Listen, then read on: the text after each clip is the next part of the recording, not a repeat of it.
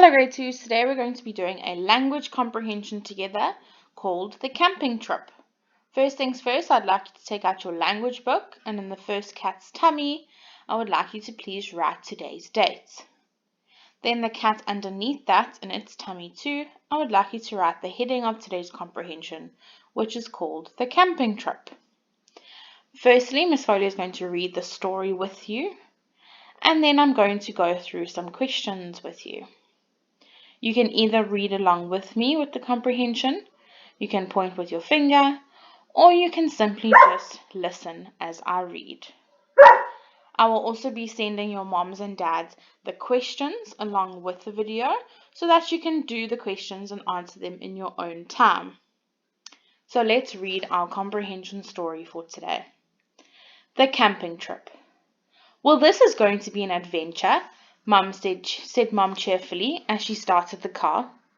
Living outside, climbing trees, and exploring. I can't wait, exclaimed Sam from the back seat. Being cold and getting dirty with no computer or TV doesn't sound like fun to me, sulked Vashti. Mum, Sam, and Vashti were going on their first ever camping trip. When they arrived at the campsite, Sam and Mum started putting up the tent. The ropes kept getting twisted, and the tent flapped in the wind. Mum turned around to ask Vashti for help, and just at that moment, the top sheet of the tent blew away. Mum sighed. She calmly asked Sam and Vashti to go and look for the top sheet, while she started the campfire. I think it blew over there, said Vashti, pointing deep into the woods next to the campsite. It was a bright, blistery day, but it looked eerily dark and still in the woods. Cautiously they entered the woods. Soon the ground grew muddy. Their shoes made squelching sounds, and Sam wanted to go back, but Vashti knew that they had to keep on going. We can't go back without the top sheet, she announced bravely. They pushed through spiky branches and scratched brambles, getting deeper into the woods. Then Vashti saw something high up in the tree. It's the top sheet, she shouted with glee. Without thinking, Vashti rolled up her sleeves and started to climb towards the top. Sam cheered her on from below. After much difficult climbing, she got the ground sheet and happily clambered down with it, grinning from ear to ear. Sam looked worried again. How will we find our way back? He asked nervously. Easy, said Vashti, pointing to the dirt under their feet.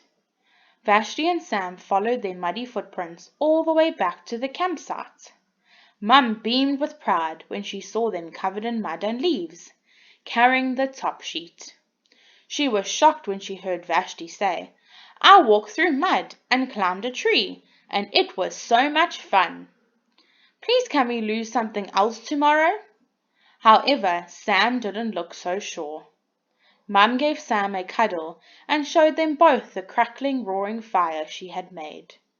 As it got dark, Vashti and Sam warmed themselves by the fire with toasted marshmallows and hot chocolate. As they snuggled into their cozy sleeping bags, Vashti decided that perhaps camping wasn't so bad after all. Well, this has been quite an adventure already, chuckled Mom. Just not the one we were expecting. Question time. Number 1. What does Mom say the camping trip will be? Tick 1. Instead of ticking 1, I would like you to write number 1. And then I would like you to write the correct answer next to it. So you're going to say number 1, was it a disaster, an adventure, or a surprise? Then number 2, number these events 1 to 4 to show the order that they happened in the story. So you're going to write 1, 2, 3, and 4 in your margin of your book. And then you're going to write the sentences in the correct order, from the beginning of the book to the end of what happened. So the series of events. Then number 3, Finish the sentences. Sam was excited for the camping trip because, and Vashti was not excited for the camping trip because,